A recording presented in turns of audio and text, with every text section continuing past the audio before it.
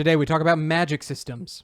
Frank, are you ready? Yeah, I just don't want to have to do the ritual, Charles. Like, I know we need more views on this video, but like, it backfires sometimes. The algorithm demands it. But Charles, you're not the one even doing the casting. It doesn't matter. Frank, just do it. You're so mean to me. Fine. Shiakazing!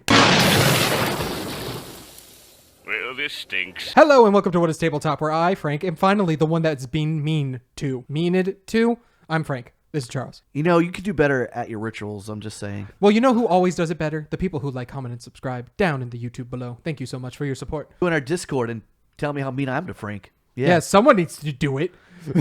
Frank deserves it, though. And of course, you can support us financially via Patreon or YouTube members. Thank you to our newest Patreon supporter, I'm Bored. Yes, that's the actual name, I'm Bored. I was not sure if they were real, but they are. So thank you for your support. Hopefully you're less bored after watching our content. Anyway, what are we talking about today, Charles? Today we're talking about magic systems. That's right. We are going to be talking about how different games do magic. Now, we're going to be kind of just doing an overarching view of it. We're not going to get into too nitty of the gritty. Too much of the nitty-gritty. So we're not going to get into too many of the details, but we will talk about different systems, obviously the big dogs, and how like there's 15 different versions that D&D uses and why they do that. That's fair. But we're also going to talk about, you know, the flavor of it and how much magic to include into your RPG and all that. What does magic taste like? I mean, that is a question some magic systems do ask. This tastes like purple. Charles, what is the actual first thing we're going to talk about? So, why do we even have magic systems? Because magic is fun, Charles. Well, I mean, D&D is fun, and it had magic because fantasy. And so now we have magic systems. Right. Yay! So the fun of magic systems is, right, being able to cast spells and do things we normally can't do. I mean, even if you look at, like, the D&D spells, which are usually the bread and butter spells, there's a lot of spells in there that come from real-world mythology or religion and stuff like that, right? Like, create and destroy water is definitely what Jesus does. Not necessarily destroying water. Well, that is a spell specifically in versions of D&D and Pathfinder called, I think it's like modify water, and it makes it specifically wine. That's amazing. So there's stuff like that happens all the time, right? Reincarnation, resurrection. Those are the big, powerful stuff. But then we got the small little ones like flame strike. That doesn't sound so little to me. Elijah implied in the Bible was pretty easy to do. But regardless, everyone wants to do really cool stuff like flame strike or, you know, talk to frogs. Fireball. So we wanted to break down magic systems into different categories to kind of help, you know, you want to do a magic system. How can you think about it and break it down a little bit? And it's going to be like two axes that you can kind of plot and figure out how you want to do a magic system. Important to note, RPGs can have multiple magic systems. We're going to state that up front. Important to note as well, they cannot be the same magic system, and that's okay. Also important to note, I see how I keep going from camera to camera. Yep. Traditionally, magic systems are very modular. And that's why when we get to like the 5th edition Dungeons & Dragons magic systems, we have so many examples because people modded it so much. So let's talk about our first one. We have soft versus hard magic. Yeah, this comes from world building in the sense of like being a writer. Yeah. Right. This trend I learned from Brandon Sanderson. So spoiler alert, we will talk about Cosmere. And why wouldn't we? Because Frank is in love with Cosmere. I actually think you enjoyed it when we played it more than I did. I did. It was a really fun game. Soft magic system is a magic system where they don't really explain to you the rules too much versus a hard magic system is one where you really understand the finer details. So for example, Avatar: The Last Airbender is a soft magic system. Right. We understand that, like, okay, there's earth, fire, water, like air. There's the different elements and you can bend them and do really cool stuff. But let me ask you something, Charles. How difficult is it to bend a giant rock versus a slightly less giant rock? There's no way to know. Right. How do you determine who is a bender or not? No way to know. Right. I mean, like, it's kind of genetic, but not really, but yes. Yeah. Gandalf, for example, even though it's high fantasy, it's Lord of the Rings, all these special things. Gandalf's magic is not really explained. It's not like he prays every day and then he gets power from the prayers. It's not like he learns from a spell book. No, he just does the spells. Yeah, but then you want the harder magic systems. That's Brandon Sanderson. That's the Mistborn setting where you have to have certain metals in your body and you burn them at a certain rate in order to achieve magic powers. But then over time, they can be gone. So you understand the limitations of the magic system, but that actually makes them a benefit rather than a flaw, stuff like that. I like the idea of like explaining certain things. In other words, you have this magic. It comes from this particular section. Resource. Like that. Yeah, because in my homebrew of D&D that I'm currently doing, my magic, you know, for the clerics, it comes from divine. From druids, it's from specifically nature, and then from the abyss for, you know, warlocks, things like that. Again, it's kind of all intertwined to what actual D&D is, but I like to give it more of an explanation, I guess. Yeah. Now, this is mostly from a world building session, what I've been talking about. But from a mechanics standpoint, Right. it's kind of the same thing of soft magic is kind of just, it's in the system. Things are happening that are magical, but you don't really care too much about them. Versus a hard magic system in D&D would be something like, okay, you have a certain amount of spell slots and you can do this and that, and you can only do them during certain times and this and that. These are the harder magic systems where you have to understand the nitty gritty in order to get there. Yeah, it sounds like soft magic doesn't have as many requirements. It's basically, this is magic, it's real, it exists, you just do it. Whereas the harder magic sounds, it's more like there are prerequisites. There has to be certain things in order for you to achieve. Yeah, it's rules light versus rules heavy. Yeah, exactly. Yeah, pretty much. Yeah. So that's that first quadrant, or that first axis. And the second axis is...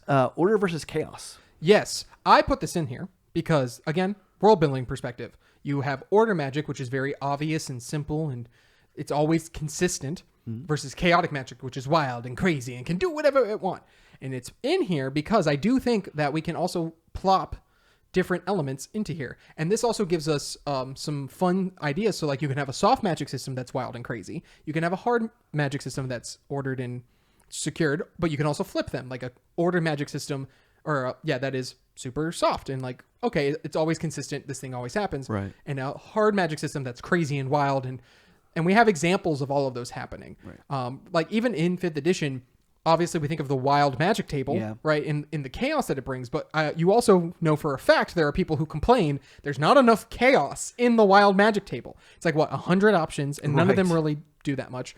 We had a Zach Brooks who played a wild magic sorcerer, and he chose a D10,000 table. Yeah, I remember that. And that always was also a problem because it took too long to figure out what the heck he was gonna do. Right. And it varied. How did he roll for that? I think he had like a app or something. Oh, it was a random app. Right. Okay. And then of course there's also the sad part of like, it's a really cool system of wild magic, but like, it's not fair that it's only for the sorcerer subclass. It would be fun if every class could experience that. And luckily today's sponsor has the solution for that.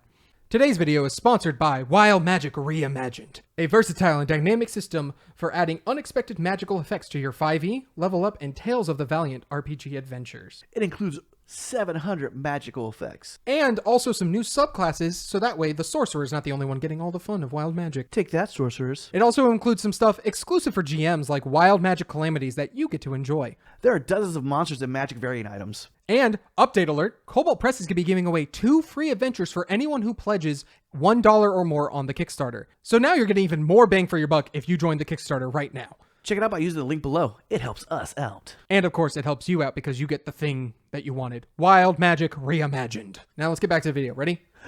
That was a good ad spot. Yeah, it was fine. So when you're thinking of order, you're thinking of consistency of if my players want to do X, Y, and Z, they can do these steps. Chaotic is more, there's a chance it could happen. And that can be fun in and of its own, but you also want to be careful about exactly how you do that. One system could encapsulate all of these different types of magic. Yeah, and that actually could be a lot of fun. Now, granted, that could be a lot of work, right? There's a reason a lot of systems tend to be symmetrical in the sense of like what happens to one player happens to another. It's just easier to learn it that way. It can get really complicated if you have one player who's a soft magic order caster and then a hard magic chaos caster and then a soft magic chaos caster, right? Like it can be really confusing of like the mechanics and the fiddliness of it, but that's not to say don't do it. Just be very cautious of that. When it comes to developing games or anything in general for that matter, you just need to be consistent. So let's talk about the first game we're going to talk about, because we're going to talk about a few different games and how they do it in their different ways. But let's talk about the first one. Oh my gosh, it's Dungeons and Dragons. Yeah. Do you know anything about where spell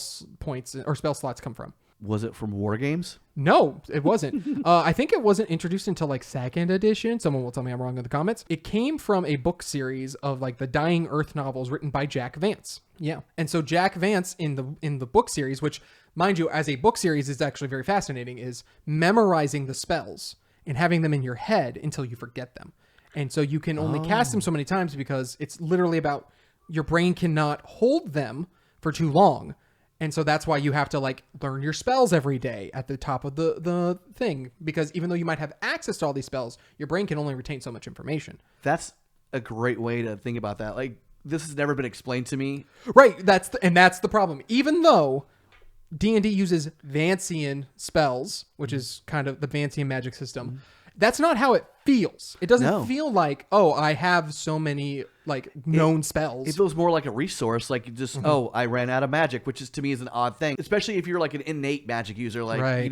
you're from magic, you're Fae or something, and you just have magic. Oh, I'm tapped out of magic because the game said I am. I can only do cantrips now. Right. Versus like a wizard, which is more like, it makes sense. You have your spell Yeah. book, but then you have your spell book. So like having to memorize it doesn't make sense, and preparing it ahead of time, because you have your wizard spell book that has all the spells you can know, but you have to choose which ones you do know and have prepared at the top of the day. And then you have to ask Papa or Mama patron if you're a warlock Or a cleric. or a cleric, Yeah. please give me power so I can do this thing. And then they Yeah. could totally ignore you, especially into the Yep. cleric, which is really messed up for religious reasons. Yeah, and so this also brings up the good point too of like, you would think, oh, it's a hard magic system because there's spell points at different spell levels. And yes, to some extent, but like you said, it's just kind of a resource. It just means like, oh, I can only cast this many spells X amount of times. And that's more of a resource management. I think that is actually one thing that takes me out of D&D. It is if I'm a spellcaster, I'm like, oh, I can only, even like abilities, or like I can only do this a few times. I'm like, I don't like that. But when you can have it explained to me, it's like, oh, your body's exhausted from using this, so you Right. need a long rest. That makes sense to me. But sometimes, like when you're playing just on a regular basis, it can feel very like it kind of takes me out of the game. It's like taking 50 hit points when you have 150 hit points. It's like, Yeah, it doesn't really like, does that really exactly? That's one of the reasons I'm not a huge fan of giant hit points anymore. Right.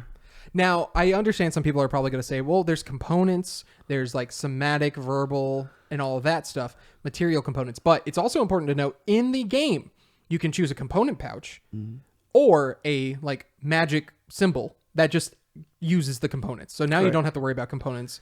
And I know people are like, but if there is a gold cost, most people who do not care about components don't care if there is a magic gold cost in association to Yeah. it. All that does is give an extra task to the player and Yeah. or the dungeon master, Well, game master. To and I've seen keep it. track of. Let's be honest, I've seen it happen a few times where what's really happening is it's more of like, I want to cast a spell, and the GM's like, that spell is going to break the encounter. Now I have to look at the spell and think, okay, is there a way that I can make the player feel bad? And like, oh, hey, just so you know, there's a verbal component to it, so you'll be talking. So if you're in stealth mode, you're breaking stealth to do that. And then obviously the player's going to go back and forth and be like, well, that's not fair. I could probably whisper it. It's like, well, now we're making a stealth check. And Yeah, I that seems to be more where that stuff comes into Yeah. effect. Again, I think I would like a magic system, and this may exist. I don't know. Is where you're casting a magic, but it costs like not just a spell slot. There's a actual like it costs something. Shadowrun. There we go. All right. So there's also alternate versions that we'll quickly talk about. Spell points, which basically gets rid of the whole spell slots thing and just says you have this many points. And when you cast a 5th level spell, you use 5 spells points.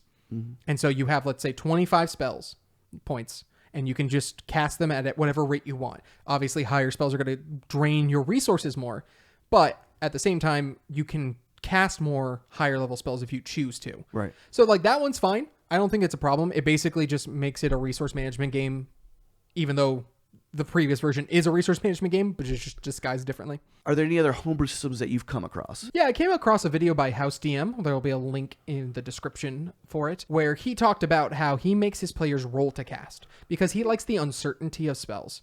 And again, this is more on the chaos side rather than the order side, which is definitely Fancy and Magic is on the order side. Now, there could be some fun to it of like, okay, you're going to fail casting a spell.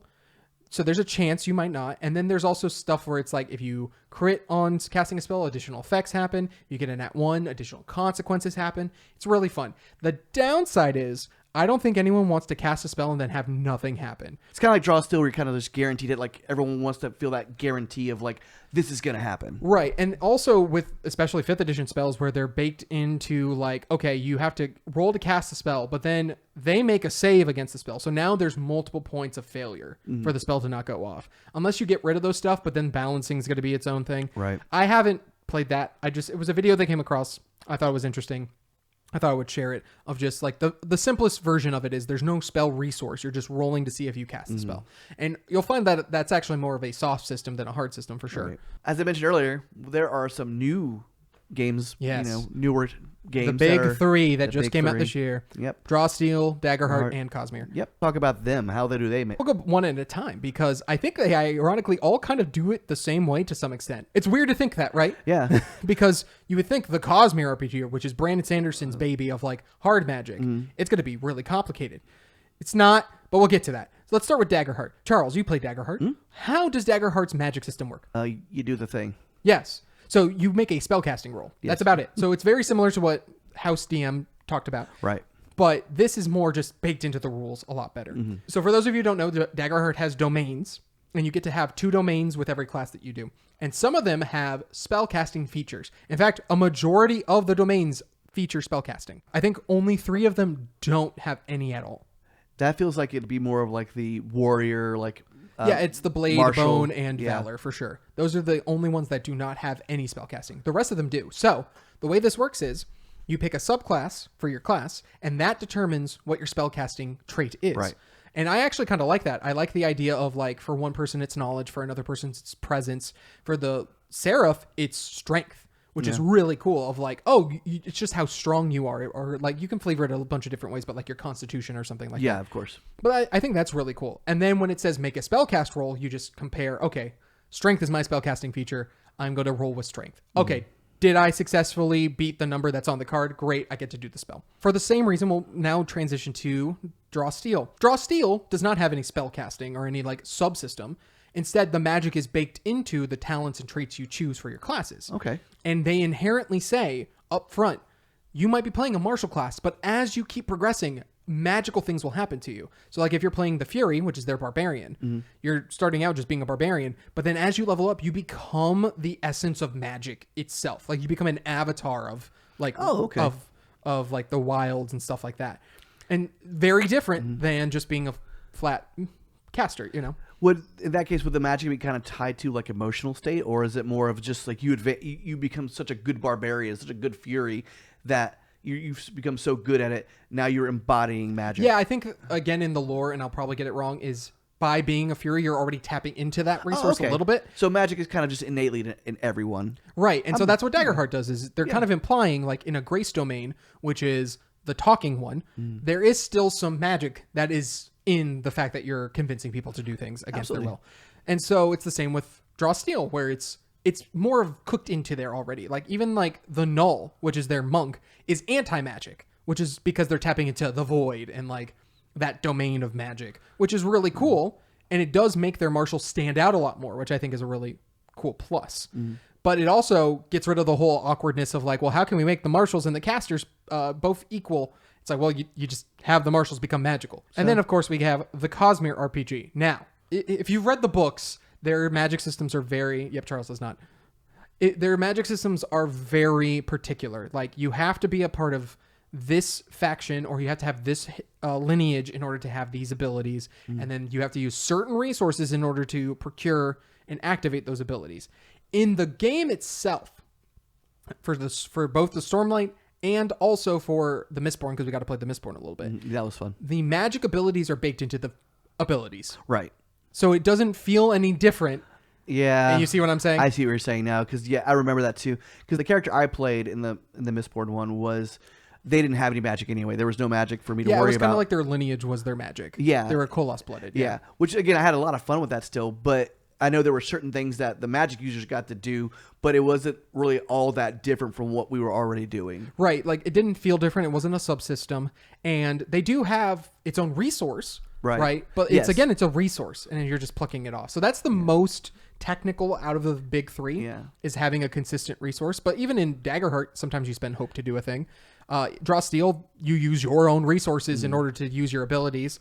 So, like, they're all pretty similar with how they deal with magic, surprisingly. Yeah, and again, maybe it's because it's more of a uniformity type thing where it's just easier if everyone does the same thing as to not confuse maybe new players coming in. I think all 3 of them are to some extent trying to ease the burden of play into that. Because like I know a lot of new players when they play D&D, they're like, oh, I don't want to touch magic because it seems complicated. Jeffrey's being a big example of that. No, and I get that. And even I'm scared to do magic sometimes. Again, I like to go for some of the more martial classes, but some of the most fun you can have is with magic. So I try to like venture out, and do something a little different every now and then if I can. Yeah, but like I said, then it gets to the problem of like balance and stuff like that. So having the magic already integrated isn't a bad thing. No, I think it's a good idea. Right. This is also kind of how Avatar Legends does it, where you don't have a earthbending trait or anything like that. You just do it. Like it's your ability. It's basically like an equivalent of your weapon. Yeah. Like you have daggers, I have rocks. Is an extension of your character. Right. Yeah. And so that to me is like fine. I don't think that's a problem. It's more of like, again, from a mechanic side, are you wanting to have more soft magic? That's kind of the thing you want to go with. Well, let's talk about Shadowrun. You mentioned that earlier. So Shadowrun is very interesting. There's no spell points. There's no spell slots. Oh, okay. You don't have a limitation on casting spells. I'm already on board. Here's where the limitation comes in. Oh, no. The idea comes from how when you cast magic, it must now exact its toll on you. I like that. So it's going to drain you in equivalent to how much magical things you did. So you could be a first level character casting an insanely powerful spell, and if you are not prepared for the drawback that's going to come from it, you could straight up die. That's kind of awesome, actually. I think it's actually a really cool system, and it also makes like some very cool last stand moments if you really want to, of like, I'm going to cast this big spell, it's going to kill me, but it's going to make sure that it works properly. I like the idea of like having a sacrificial type magic where it's you're doing something at the expense of your own life potentially. You don't necessarily have to wait until you're a super high level. It's like, I can do this magic right now, but it may kill me. And I love those kind of stakes. It's a little bit on the higher side for sure of magic, like hard magic, but it is chaos because you don't know what's going to happen. I love it. You don't know if you're going to survive or not because you have to roll to see what happens. But I think that is fun if you know the stakes going into it of you can cast a spell, you can do this thing. It's going to come back to bite you in the butt. So what about Mouse Ritter? So Mouse Ritter is also very similar in the sense that you do not need to worry about casting something. It's more of the recharge that comes after that. So in Mouse Ritter, you're mice. Shocker. You mean the German word for mouse? And in Mouse Ritter, you are using these little runes, these little tablets that have magic in them. And you can cast them a certain amount of times. Once you're done casting them, you can't cast them until you do a specific thing that recharges the rune. In order to recharge the fear tablet, you must, while holding it, become frightened, like gain the frightened condition. So your own fear feeds into the tablet. That's pretty cool, actually. I forget which tablet it is exactly, but there's one that in order to use it, you must bury it and forget about it for a few days and then come back and then suddenly it's available. That's crazy. Yeah. So they all have weird and different unique role-playing ways of getting the tablet back. Okay. That are in line with the magic. And I think that's actually a really fun way to do it. This would be more on the order side for sure, of like you're using resources, but the only way to gain it back is specific ways of doing it. And you know ahead of time what those specific ways are. These are more the ways I would imagine magic would work in a system. Because again, D&D is nice because it's just simple. You know, you have magic and then you can run out of it. Whereas these feel like, okay, you're using magic, but there are stakes involved. It becomes much more intense to use magic. Absolutely. So next we have, I think it's pronounced Ars Magica. Yes, good job. Someone knows a little bit of Latin. Very little. So in Ars Magica, in a way it's very simple because there's only like a handful of things you need to know. But it's complicated because there's a lot of things you need to know. Okay. All right. Fair. So there are things called forms. And this is basically what kind of magic are you tapping into? Are you tapping into fire? Are you tapping into water? Are you tapping into earth, body, things like that? Okay. And then you have the different techniques of magic, which could be create, destroy, transform, stuff like that. So let's say, for example, I wanted to put out a fire. That would be destroy plus fire. And so I'm adding the form of fire plus the technique of destroy, and now that gives me my number to roll for in order to do the magic. So this is a weird blend of both soft and hard. It's hard in the sense of like you have to know which things to do with which, but it's soft in the sense of like you can kind of do anything with it. Yeah. It feels kind of intuitive too, though. Again, because I would imagine if you wanted to create fire, you would do create in fire. Right. So it's one of those things where it's like you're either creating or destroying something, or you're doing a specific technique. And you're tapping into a specific magic. Yes, exactly. And so obviously there's definitely a lot of back and forth between like, well, I want to do this thing. Okay, that sounds like a this check. It's like, well, I was arguing that it would be this. Because you could definitely see somebody being like, I would like to destroy water in the person. Right? People are 75% water, so I want to destroy water. And they're like, well, no, that would be destroy body, and it's like, no. I have a higher water than I do body. Therefore, I want it to be, and you could see how that could be a problem. I dehydrated them. Oh no. To death. Yeah. So that is interesting, and it is very rules light in that you got to get to just talk about it with each other. I don't think that's a problem. I think that's a actually really, really cool way to do it. I love the idea of having things. It's just not innately happen. You have to do something to make it happen. It does add for a lot of creativity. Yeah. Which I think is really fun. Because like I've played enough times of D&D where they're like, well, I don't have the spell to do it. Right. So therefore I'm not going to try. Yeah. Or they tried to be like, well, I want to use this spell, but in this way. And it's like, well, that's technically not how that works. Yeah. This allows for you to be a lot more creative for sure. The more creative a game allows a character or person to be, a player to be, I'm going to be in favor of, because I think that's what makes the game fun. Absolutely. Especially if you're a creative person. If you're not a creative person, then maybe things like D&D are a little more, your speed. And I think that's a great, like the list you kind of curated here gives us an idea of like, hey, if you want to do something just super simple, start at the top of the list. You want something a little more complex, a little more meatier, you maybe go look into Ars Magica or Mouse Ritter. Now, I will say there's one more that I was going to try to look into, and that's Shadow of the Weird Wizard. Well, it was originally Shadow of the Demon Lord, but that one is very very grimdark. And so Weird Wizard is the more family appropriate. That was the one they were mentioning in the Discord the one day, was it? I think Travis has talked about it before. And Travis will probably, in the comments, further flesh out the mechanics of this. Thank you, Travis. But I want to talk about it a little bit. It is similar to Ars Magica, where it is like you get access to two different kinds of styles of things. So like one could be teleport. So you could literally like place teleportation things underneath people, and then they're traveling in other spaces. One I think is called skullduggery. I love that term, skullduggery. Yeah, and so like you can do skullduggery magic, which is also really weird about like portable holes and stuff like that, where it's like you can put a hole right behind someone, go behind cover, and just chuck grenades through the hole. That's amazing. Yeah, so there's some interesting stuff like that too. There's so many other systems out there we could talk about. We do not have the time in how we do this, but we will probably do follow-up videos to further discuss this stuff. Let us know if that's something you're interested in. But hey, let's talk about your custom systems. Yeah, so Screampunk does not have a magic system. Yet. There will be eventually. I've told Charles I think that should be a separate book. You guys who watch the channel, you know me. I am operating in 6 different states of mind at all times. Right. And like recently, I'm not going to lie to you, I came up with another idea for a TTRPG, but it's on the back burner. It should be on the back burner. 100% is. Later, Charles. Later. It's a fun notion. I'll share with you later, but like I just can't help myself. It's just how my brain works. But yeah, so we don't have a magic system yet. We'll figure something out for a later time. Let's just get through this main core book first. Yeah, right. I'm good with that. But I did come up with my own like subsystems that I think are interesting. So one is, if you were around for one of our live streams, we talked about an idea I had for our Naruto RPG. Yes. Which is basically, in Naruto, you have different chakra, basically fire, earth, water, air, and lightning. You could do some really cool spells with that, for lack of a better term, for those who are not anime nerds. And throw up your gang signs while you're at it. Yes, you do throw up your gang signs. Well, the idea is you have to use the hand signs to activate certain parts of your chakra to get those things. So I thought it'd be cool if like you have to roll up a pool of D6s.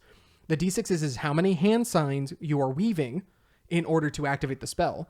And then the spell itself is, let's say you want to do a giant fireball. That's going to be 3 fire symbols. Okay. And so 1 on the D6 is a fire symbol. So if you roll anything but a 1, that sucks. You don't get to cast the spell, right? If you only roll 2 1s and you needed 3, you don't get to cast it, but you're still maintaining it. So now maybe your, friends have to guard you while you're still casting the spell with it. So is there a character in Naruto that just like if they just do a thumbs up, like that's always their move and like it does whatever magic they want to do? Later versions of Naruto.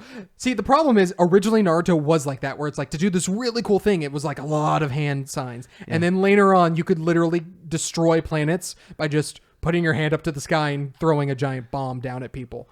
That's the way I want to do things. And so again, this is definitely more of early Naruto stuff. Right. But like you could eventually level up the character to where it's like you are from this village, so you always have a fire chakra locked in. Okay. Right. So now that 3 levels fireball is only a 2. Right. Okay. You only need 2 symbols because you always have 1 prepared. And then you could do things of like, oh, well, this water symbol when I do this kind of a spell could count as a fire. Stuff like that. That was just an idea of like matching symbols and rolling dice to see, can you do the spell? And if you can't, you can at least maintain the spell. So you're not wasting your action. You've basically pooled your 2 dice that you need, and then in order to Yahtzee, you have to wait till your next turn. Rolling, playing Yahtzee and having it cast magic is just great. It's hilarious. Yeah, I think it could be a fun mechanic. I would love to see how it actually implements in game, because maybe that is the balancing tool you have for casting a spell versus marshals. Is marshals get to almost always do something, but they're not going to be as effective as a spellcaster. But the spellcaster is literally locked down until they can do the thing. So in this kind of system, spellcasting, while more difficult, would be more advantageous because it's more powerful than the and I typical- think that's a good trade-off there. I think so. Another system I had was duality. This comes from the Avatar's push and pull I like that. balance mechanic.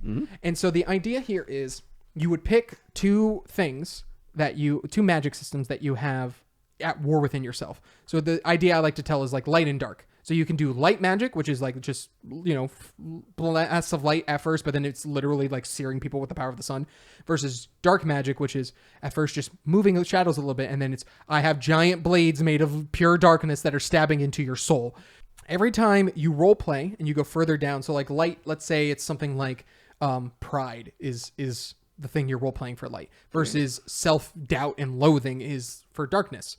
Every time you push yourself further and further down one of the paths, you can now cast more and more powerful spells, but that aspect of your personality is becoming more and more prominent.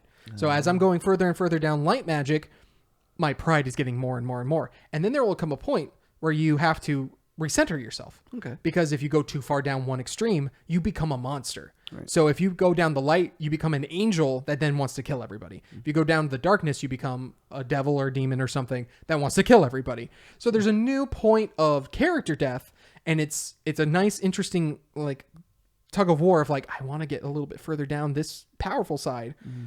But there's a cost of like, if I'm not careful, I can sip too much into it and now I'm lost my character. Yeah, again, I'm a huge fan of doing something at a cost, especially when it involves something mystical and magical, because it feels like such an unknown in general to me. Like, I like the idea of we don't know what effect this is going to have, maybe even for years, the idea of just eventually draining you or affecting you, impacting even like your mental, like where you're at mentally or emotionally. I think that's a cool trade-off for using magic. Yeah, here's some of the ideas I came up with. It's the 7 tensions as I call them. All right. So it's health and harm. So that's life and death magic. That's empathy versus apathy. Frost and flame, which is fire and ice, obviously. Too much versus too little emotion. Shadow and shine. So that's light and dark. We already talked about that. Muscle and mind, body and psychic. That's instinct versus discipline. Twin and twist. That's the idea of multiplying something or changing the size or shape of something. Cool. And then we also have court and country, which is controlling people versus controlling nature. Ghost and gate, which is the idea of locking things in place versus phasing through them. And the secret 8th one, which is past and present, time travel versus teleportation. So Okay. that's the idea I had of like, okay, those are the tensions and how you can like push and pull towards each and every one of them. So I like that. yeah, Sounds and interesting. And then I came up with a book idea, and then we never wrote the book idea because we made this channel instead. Thanks, Charles. That's what you get for suggesting podcasts to your friends. So ultimately, the things you want to come away with this is just what kind of system do you want to make? How difficult is it to cast the spell? How much of a load is it on the players casting the spell? What are the gives and takes of the magic system? Is it always infused in like every aspect of your world to where there's no magic system on its own? Is it its own separate modular thing that people will inevitably change because that's how people work? These are the things you want to be thinking about when making your own system.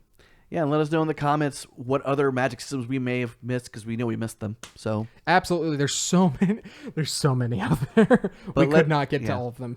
Let us know in the comments. So you're interacting with our video. All right, all right, ready? Let me see if I can make the algorithm work this time. Ready? You can do it with me. Ready? So stay with everybody just in case this doesn't work. Ready? Shia Kazing! Oh, that was wrong.